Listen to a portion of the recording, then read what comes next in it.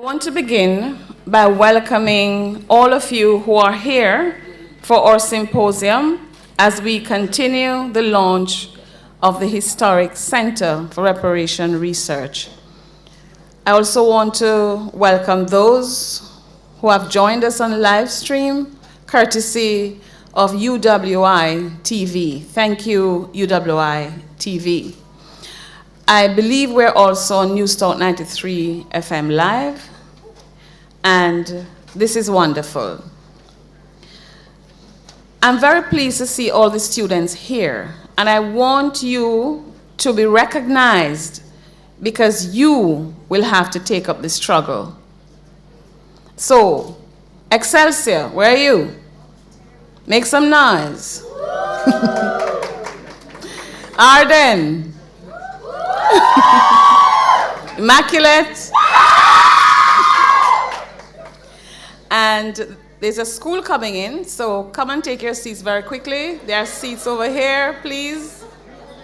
Take your seats quickly. Who am I missing? Campion. My two sons went to Campion, so welcome, Campion. You can't make noise? All right. Okay. Now, so welcome to this historic day. Today is October 11. It's the day on which Paul Bogle, Letitia Gohagan, and others said to Governor Eyre and British colonialists, enough done, be enough. That reminder is critical. Today is the start of the anniversary of the Morant Bay War, when the cry for justice rang out across this country and the region. We are into Britain's Black History Month.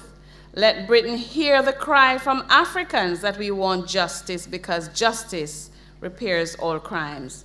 And let us all buy the book Britain's Black Debt by Professor Sir Hilary Beckles. And that book is on sale outside. And give a copy to someone who doesn't know but needs to know. Educate those who do not know or who have forgotten or who are acting out of willed ignorance. The debt has not been paid, the accounts have not been settled, says our late reparation activist Dudley Thompson. This is also Heritage Week in Jamaica. Yesterday was Maroon Day in Suriname. Tomorrow will be International Reparation Day and Indigenous Peoples Holocaust Memorial Day. And Friday in Trinidad and Tobago will be the day which has been declared by the government of Trinidad and Tobago as Indigenous Peoples Day, lest we forget. So welcome again to this conversation, Reparation. Ensure that you register and continue to support all the activities for today. I want to welcome especially our guest, Ms. Samia Nkrumah from Ghana. Make her welcome. Professor Horace Campbell from the Kwame Nkrumah Institute at the University of Legon, Ghana. And of course, Ms. Samia Nkrumah is the daughter of late President of Ghana, Kwame Nkrumah. You'll be studying Kwame Nkrumah on your new Cape history syllabus. So you better greet her afterwards and ask her questions about Kwame Nkrumah, her father. I want you to say hello to Dr. Julius Garvey, son of Right Excellent Marcus Mosiah Garvey. Minister Lashley, who is representing the Prime Minister of Barbados, Right Honorable Frondell Stewart, and of course, Speaker of the House of St. Vincent and the Grenadines, Honorable Jomo Thomas. I want to welcome especially the members of the National Council on Reparation Jamaica and the CARIBCOM Reparation Commission members. If the CRC members are here, please stand to be recognized. If NCR members are here, please stand to be recognized. Welcome to all of you leading in the struggle. So settle back and let me ask Ambassador Richard Bernal to introduce our speaker, and then you'll hear from our Vice Chancellor. Welcome again. Akwaba.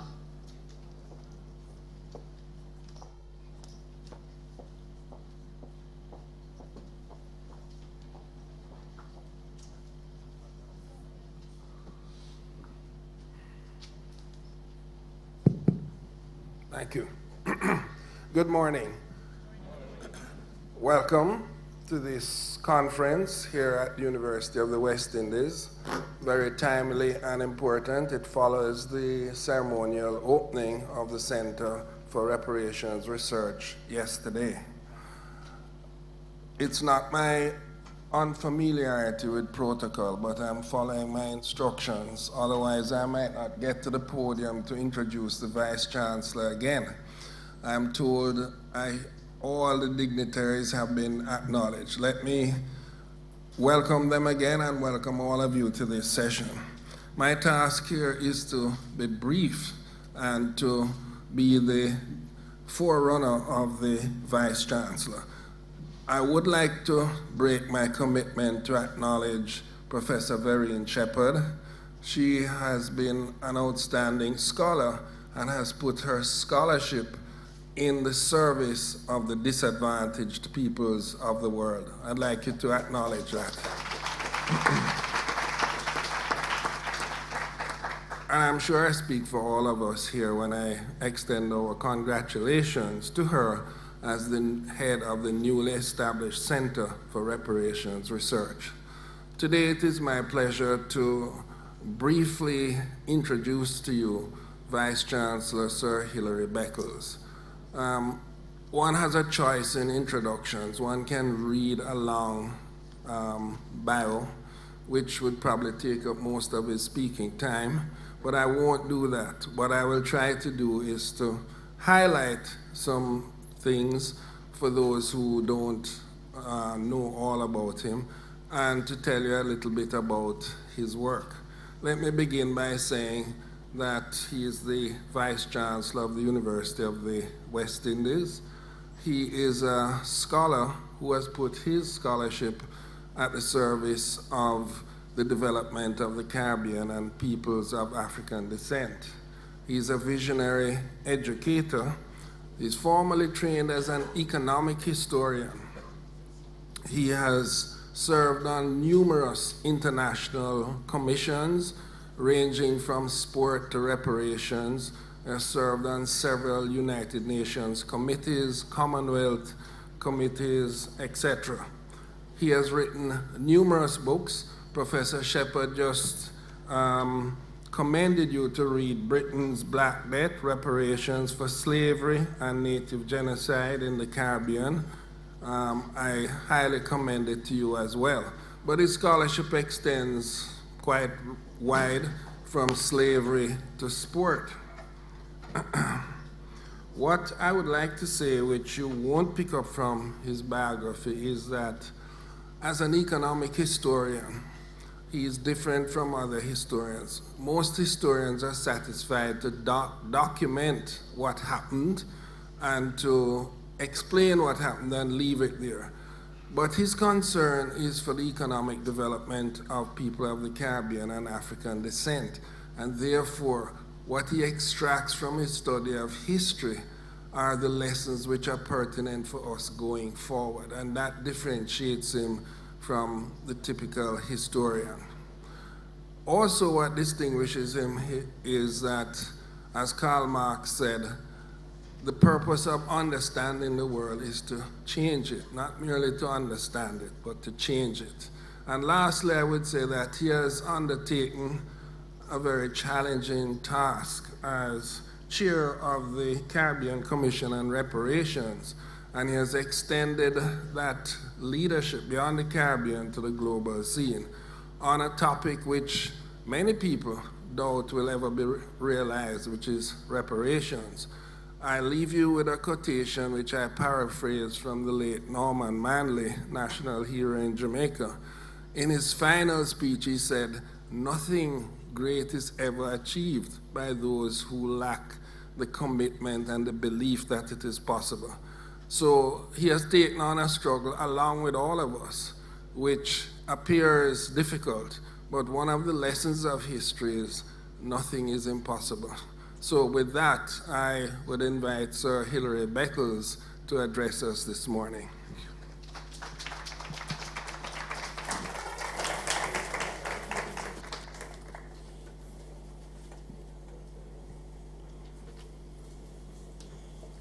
Thank you very much, Dr. Bernal. Veterans of our reparations movement and struggle, and the next generation of leaders in this movement, we thank you all for coming. I am not surprised that after the brilliant presentation by Ms. Nkrumah last night, that the students from the girls' school, Immaculate, made the loudest noise. I think there's a relationship between that. This presentation will be a summary of some of the main issues I think we are trying to deal with, and I will try to historicize as much of this as I can. What we are all dealing with is post-colonial impoverishment of the black people of the world. I am going to be speaking about the Caribbean context, but effectively this is a global issue. It is the same in the United States in the post-colonial period, what was historically called the South Plantation Complex, the Caribbean, Latin America, Africa. This is a global issue of the journey of black people in the years after their enslavement in societies that were colonized. So it really is a broad concept. And we're looking at this post-colonial poverty, marginalization, and persistent racism. I use the concept because it was in 1972 that George Beckford of this campus wrote Persistent Poverty, which has been a manifesto for a generation of academics trying to understand the persistence of black poverty in the post-colonial world, and how in all of these societies, despite the tremendous efforts of the black community to move forward, to accumulate wealth, to advance, what you see consistently in all of these societies is the persistent transfer of wealth away from the black community into the white community. This takes place through land transfers, land grabs, where black people are pushed out of their villages and lands that they have purchased. And in the USA, we have seen recently some remarkable work showing how in the 19th century, after 2 generations of emancipation, tremendous wealth was accumulated, and then that wealth was reappropriated by the white community through torture, the rise of the Ku Klux Klan, local government, and the dispossession of the black community as they came into the 20th century. In the Caribbean, we see the ghettoization of our people. The vast majority of our citizens living in what we call ghettos across the Caribbean. From the north to the south, the majority of black people trapped in these ghettos and trapped in rural poverty. And wealth through labor exploitation, through minimum wages, no wages, massive unemployment, cheap labor, the cheap laborization of the black community, wealth is being transferred constantly to the upper class community. So this is really the legacy that we are dealing with of slavery. The result of this is that we are all now living in a time in which the primary discourse is about economic growth. We must do all that is required to achieve economic growth, and this is a good thing. It is necessary to have economic growth. You cannot have development, broadly speaking, without the generation of wealth, the creation of assets, and the development of an economy.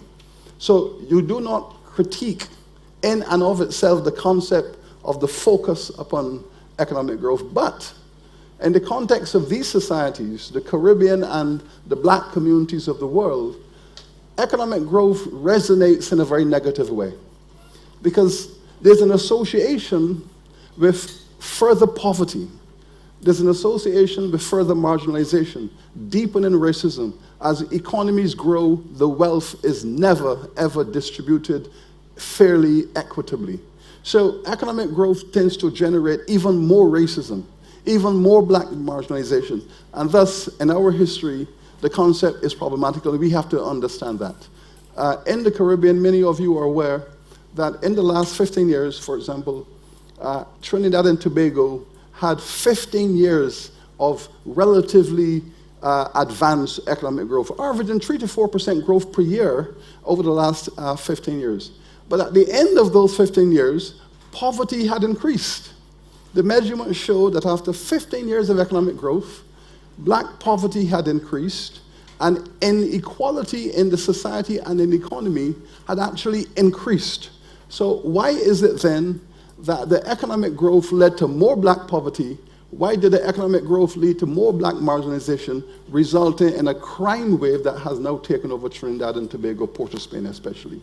Has to do with the structures that we have inherited from the slavery period that have persisted into the present time. So, yes, it is a problematical context, and then the issue of robbery and what I call trickle-down theft.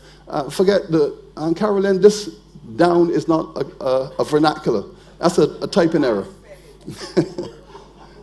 So, the fact is that economic growth is generally, in our history, associated with the robbery of the black people and the trickle-down theft through cheap labor, the use of cheap labor. And of course, in Jamaica, we know this very well because there's an army of cheap labor in this country, and the upper classes of Jamaica have become accustomed to having a mass of cheap labor, which they use in their households and in their industries and so on.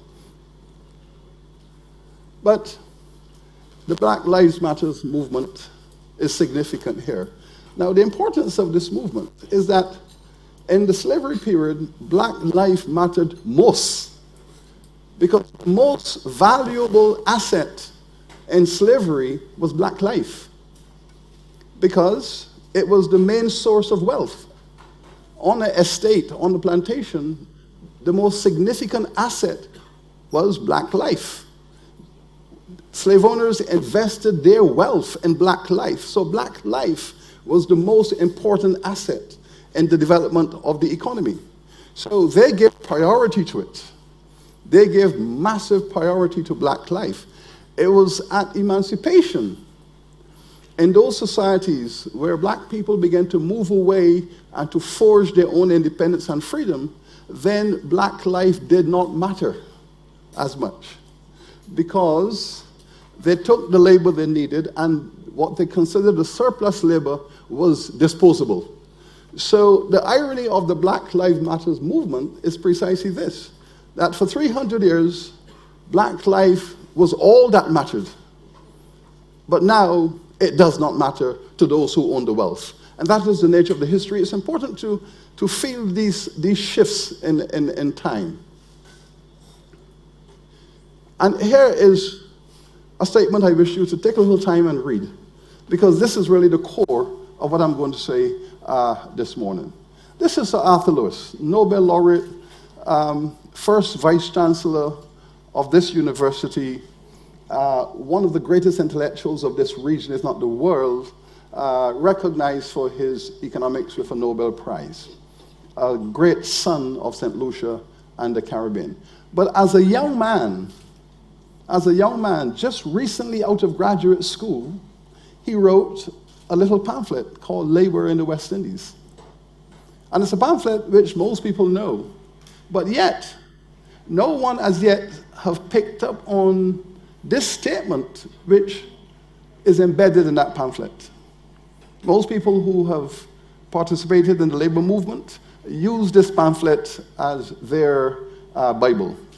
But here's a statement he made, which is important. He's asking the question, what right do we have to make a reparations claim on the British people?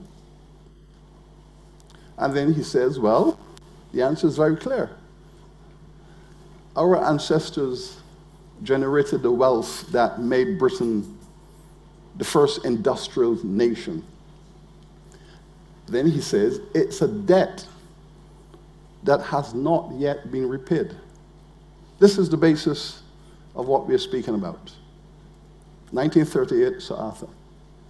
And he is not known. In fact, many people have said that Sir Arthur is a right-wing, conservative, neo-colonial economist.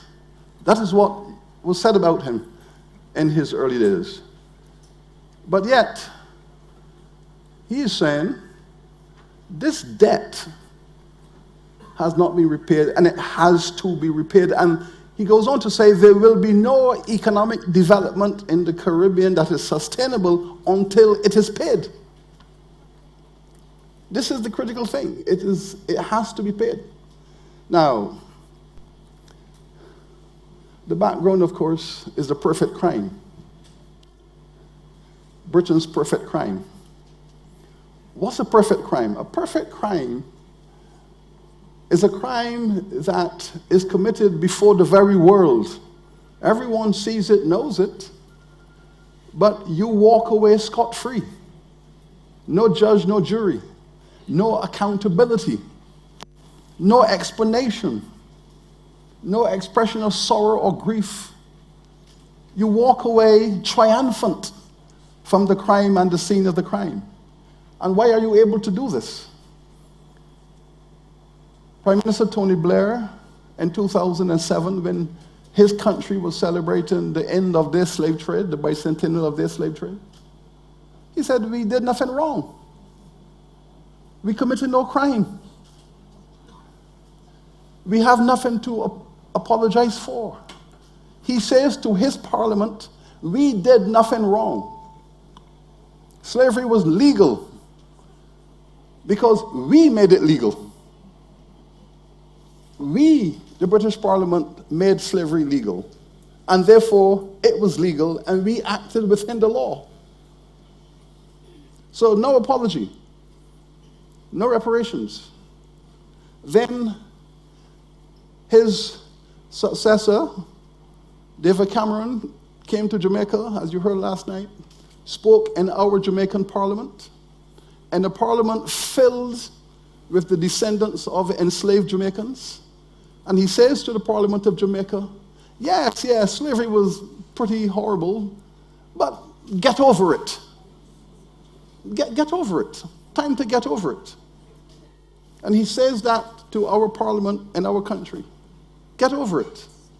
The persistence of the arrogance and the hatred. And I want you to feel that those postures are embedded in an underlying philosophy that says, who are you? What are you? We do not apologize to lesser people. You don't, I mean, when you decide you want to have some curry goat, and you go to the butcher and you say, well, I have a goat here, could you kill the goat? I want to eat some curry goat. You don't apologize to the goat. There is a perception then that we are the children of chattel, because we were chattel, we were property. We had no humanity. We were defined in the law for 400 years as real estate. So we are the descendants of property. You do not apologize to your property. The perception is we are still their property. Hence, the posture which they have adopted. But let us look at how our ancestors have responded to this. I'm going to come through and I'm going to show and illustrate that the reparations process in which we are engaged right now at this moment in history, this is the 7th wave of this movement. We are now in the 7th wave of a reparations movement. So I'm going to go through the first, second, third, all the way through to put you in the mainstream of where we are now. What was the first wave? The enslaved themselves demanded reparations.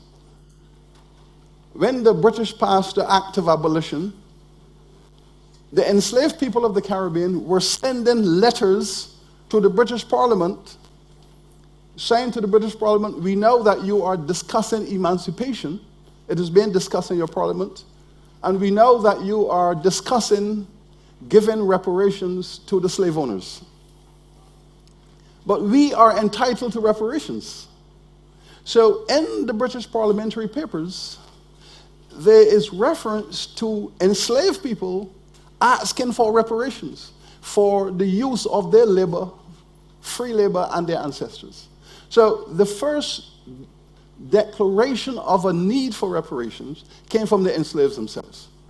And Thomas Buxton, who was pushing the emancipation legislation, he supported the enslaved people of the Caribbean. He said in the British Parliament that the enslaved people are correct. They are entitled to reparations, and the Emancipation Act must have reparations built into it to give the enslaved people payment for their cheap labor, their free labor, and all the crimes committed against them. So all through the 1820s and 1830s, when the emancipation discourse was going on, Buxton was pushing for reparations for the enslaved people based upon comments made by the enslaved themselves that they are entitled to reparations. So we have the evidence and the data that speaks to this first wave of reparatory justice, rooted in the notion that there should be no emancipation without reparations for the enslaved. That, of course, was defeated. When you also read the summary statements of the debate in the British Parliament, the Parliament's position was the black people of the Caribbean are not entitled to reparations because the act of emancipation itself is the reparations. That is what was the conclusion of that debate, that the act itself was the reparations. Though, of course, we know that this act of emancipation was the most racist act passed in the history of the British Parliament. And I will tell you what I mean by that, because it might seem surprising.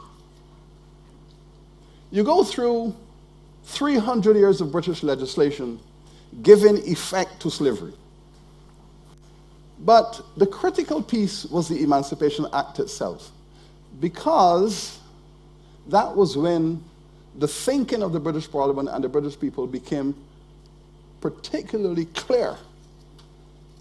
Now, in order to give emancipation, in order to pay compensation to the owners of enslaved people, the British Parliament, in the first part of the legislation, had to argue that the African peoples, the enslaved people, are not human, they are property.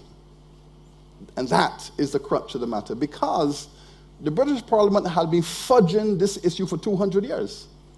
For 200 years, the question was being asked, are enslaved people property or humans?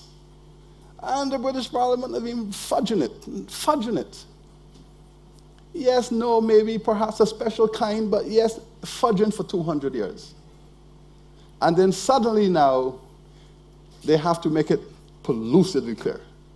If you are going to pay property compensation, the first thing you have to do is to define the thing as property in order to put a value on it and then to pay property compensation. So the Emancipation Act required that the British Parliament, first of all, define the African peoples as property, then agree to pay property compensation to those whose property was being taken from them. So the act itself moved through two philosophical stages. One, we now recognize that the 600,000 enslaved people in the Caribbean are property. Their owners are entitled to property compensation, and the Parliament has a duty to evaluate the cost and the replacement cost of this property and pay the owners of this property just compensation. That is why this act, as they said, was the final nail in the coffin in respect of how the British Parliament looked at the African peoples, and so they paid their 20 million in compensation. Now, the second round of the reparations debate. Immediately at emancipation, the question now is, what are we going to do with these 600,000 freed black people in the Caribbean? what we know, they must not acquire land, they must remain landless, they must remain cheap labor, and the labor must be cheaper than in the slavery period. So we must make sure that they are paid a wage that is less than what it would have been in the slavery period. And we know the slavery period, you have to feed them, you have to give them clothes, you have to give them shelter. You evaluate the cost of that, and then at emancipation, no housing, no shelter, no food, rent, wages, what is the cost of it? And you suppress it below the level it would have been had they been enslaved. Thus, the debate, the nigger question. This gentleman here, Thomas Carlyle, arguably one of the most respected British philosophers of the time, in fact, probably classified as the most popular and celebrated British philosopher, wrote a pamphlet reflecting upon the Caribbean. And he called the pamphlet On the Nigger Question. And basically he argued that reflecting on the Caribbean 10 years at emancipation, the British Parliament had made a tremendous mistake in freeing the black people. The black people are in the Caribbean, they're unemployed, they're sitting around under mango trees eating mangoes, they're not working, they're sleeping all day, the women are having babies, the men are not working, and all hell has unleashed in the Caribbean. 600,000 black people lazing around doing nothing. Emancipation was a terrible mistake, and this is what he argued in his book and his pamphlet On the Nigger Question.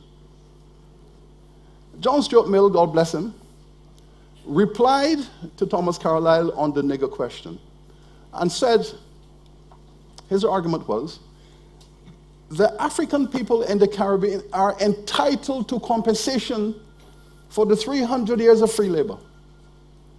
The racism against them is inhumane. The structures of ownership preclude them from accumulating wealth. And what we have done in Britain is to continue slavery under a different name. And that we are extracting wealth from them in the same way we extracted wealth from them during slavery. And he argued that the African peoples in the Caribbean have a just claim to compensation. And so Britain's two leading philosophers, John Stuart Mill and Thomas Carlyle, have squared off on this discourse that became extremely popular. Almost everyone who could read was reading this. It was in the newspapers, it was in pamphlets, public lectures, the debate on the nigger question. Then the next reparations claim. The discourse, Paul Bogle, Karl Marx. Karl Marx entered the conversation. He entered the conversation in his essays on colonization, and he understood very clearly the economics of Caribbean colonization and the role the Caribbean had played in generating wealth in the British economy. The thesis, which was later developed by Eric Williams, Capitalism and Slavery, is embedded in Karl Marx's work. That yes, the Caribbean economy generated the critical surplus that enabled the British economy to take off. It had been growing at 2 to 3% per year on average over the 17th and early 18th century, and suddenly Britain moved to 7, 8, 9% growth per year because of this injection of wealth coming from the Caribbean, pushed the British economy at a higher rate of sustained growth. Karl Marx explained all of that and argued that the Caribbean peoples were at the center of the modern world because they are responsible for creating the first industrial nation, the wealth of the Caribbean. Paul Bogle sought to extract his share for the people of Jamaica.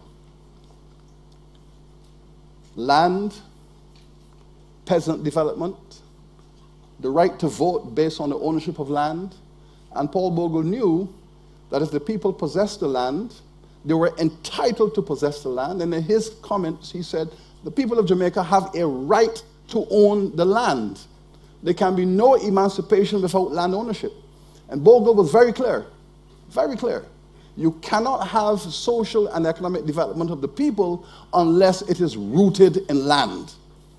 And so he instructed his people to take possession of the land that was available. Idle land, lying fallow, available to the people of Jamaica. For that, of course, he lost his life and hundreds of other people.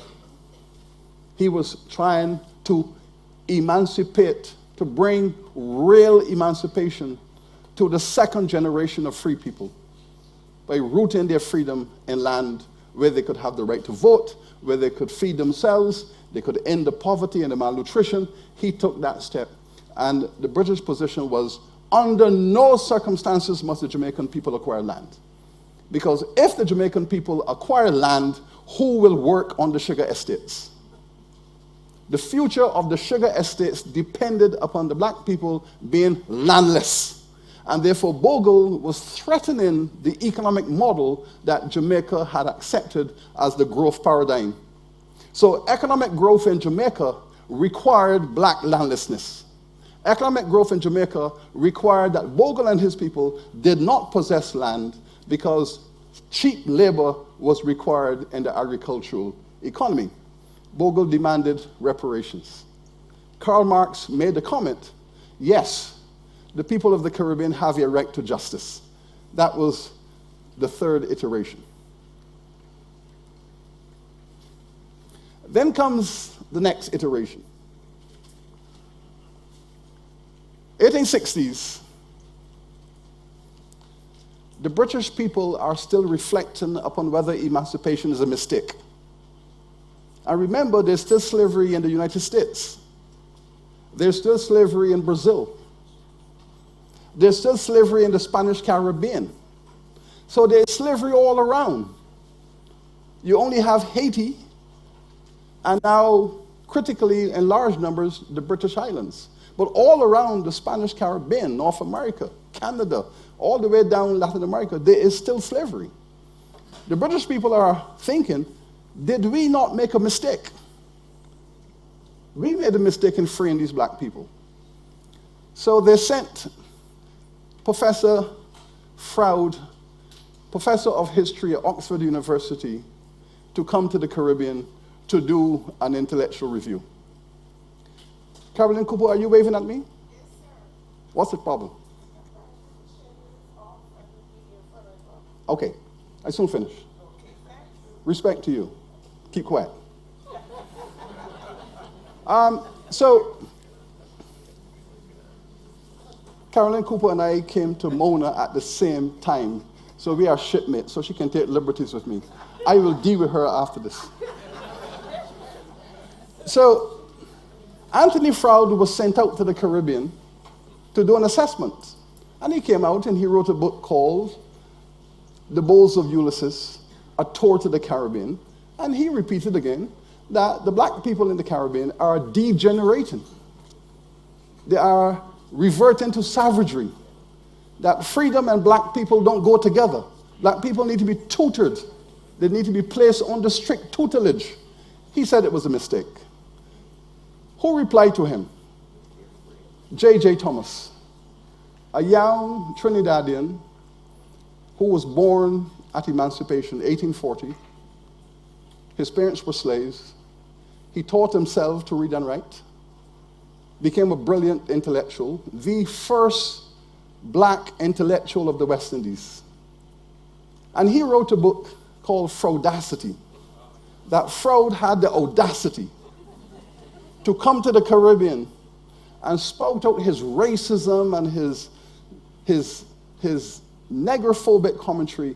And Fraudacity, this book, becomes the first Caribbean black discourse on the need for reparations and black liberation, written by a young Caribbean scholar, self-taught, born after slavery.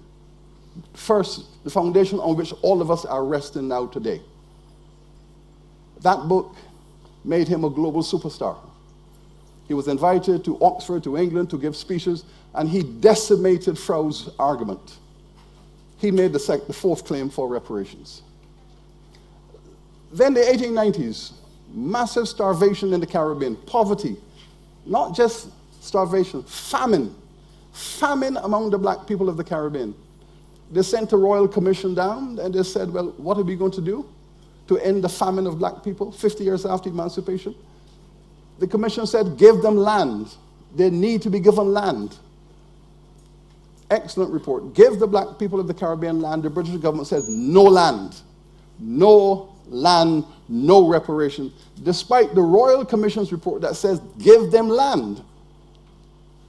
No land.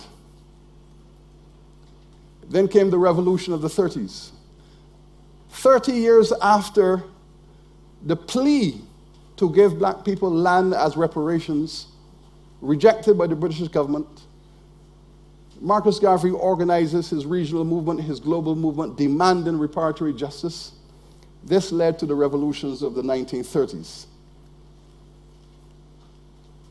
Then we had the Moyne Commission that came to investigate the revolution in the Caribbean. The Moyne Commission also said the black people of the Caribbean are entitled to reparatory justice. The British government suppressed the report for 5 years, held it till after the war, refused to publish it, and then, of course, in the end said, no reparations, no land. So what I'm speaking about is decades after decade of demands and requests being rejected by the British Parliament because of the perception of who the black people are in the Caribbean. No reparations. Churchill made some very racist statements about black people. No land. No justice. The colonies must remain as colonies. Then we came to the independence movement. Every report that was written demanded that Britain should roll out a reparations strategy for the Caribbean to accommodate independence. They all asked for it. They were all rejected. Each request was rejected by the British Parliament. No Marshall Plan, no development plan. You want the independence, take it and go. But no reparations, no economic strategy, no economic aid other than perfunctory, superficial. No structure. Rejected. Faked independence. 1948-49 Commission, the Standing Closer Commission says the islands must be federated and the federation must be subject to a Marshall Plan for economic development, and the amount was estimated that is required to build the Caribbean, rejected by the British Parliament.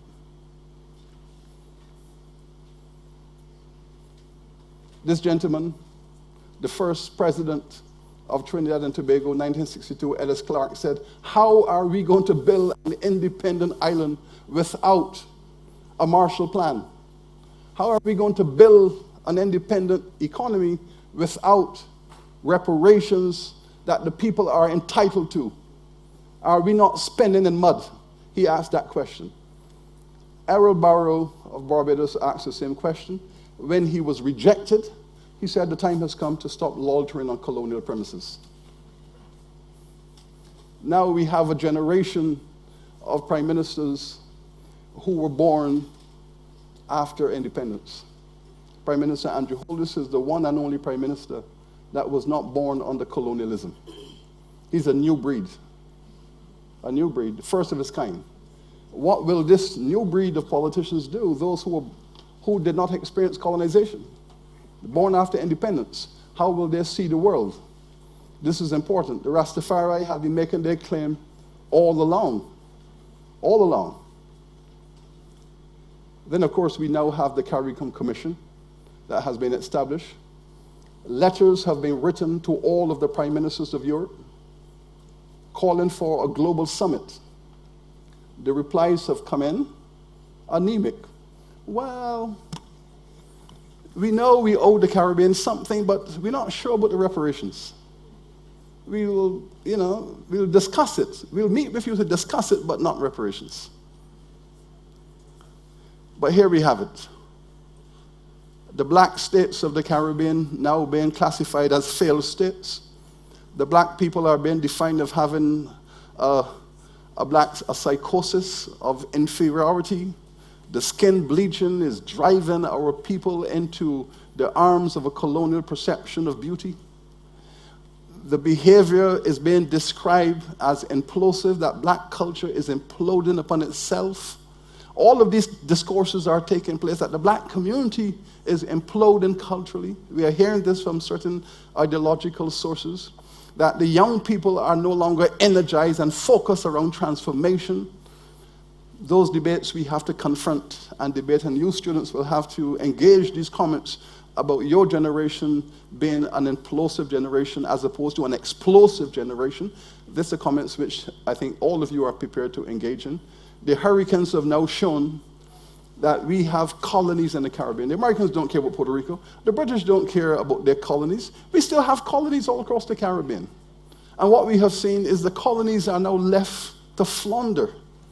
The lid has been blown off. The Caribbean is still colonized. We are still perceived as a colonized people who are subject to second-class treatment. But here's the issue. What's the response? I want my last slide. I know, there we go, last slide, so I could keep Carolyn happy. Face staying out of order. Okay, so here's my last slide.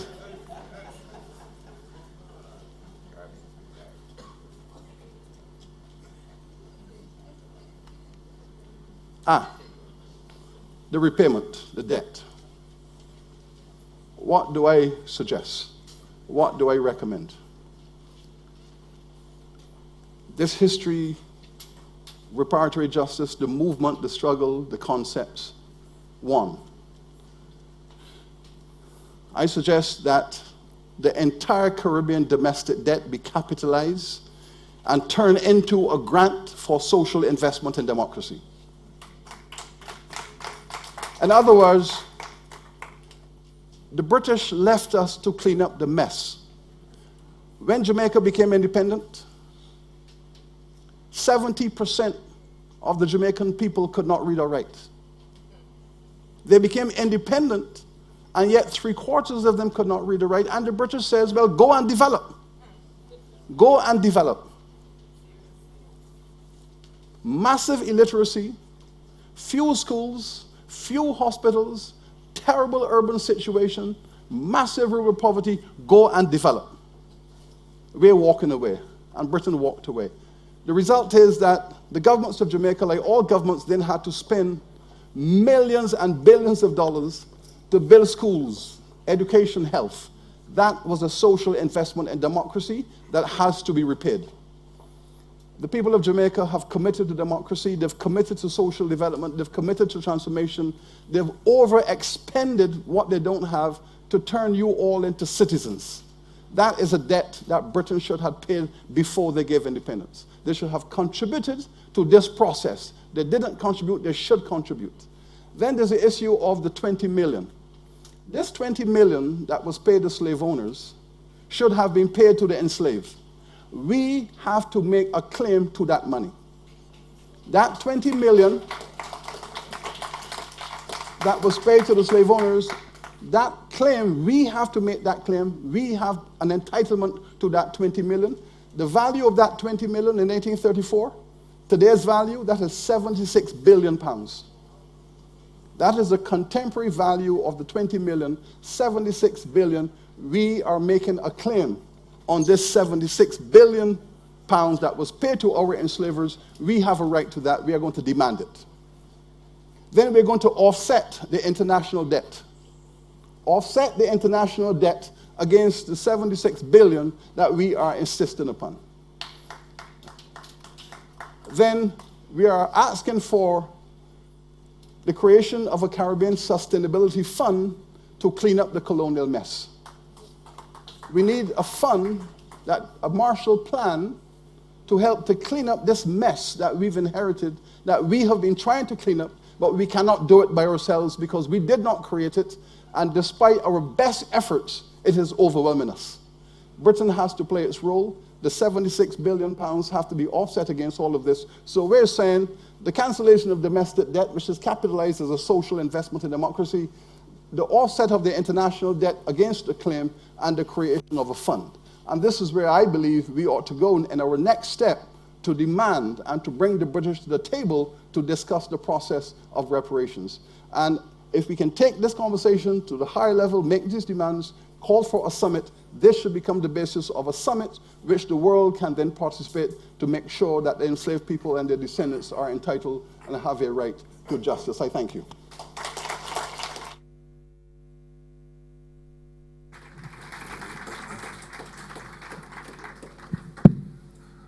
When you're impassioned about a subject and you know a lot about it, it's sometimes difficult to cram everything you want into a very short speaking space. However, when you listen to Sir Hilary, he's so absorbing and enlightening that you sometimes don't realize how much time has passed. But it's always... Why is everybody into my...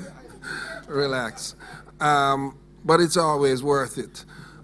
We're not going to have time for questions, but I would say to the students that don't be intimidated by Vice Chancellor, Professor, and Sir. He's a very approachable person. Feel free to speak to him during the interval. I'm sure you would like me, once again, to thank him for this enlightening opening remark, and I'd ask you to show your appreciation again.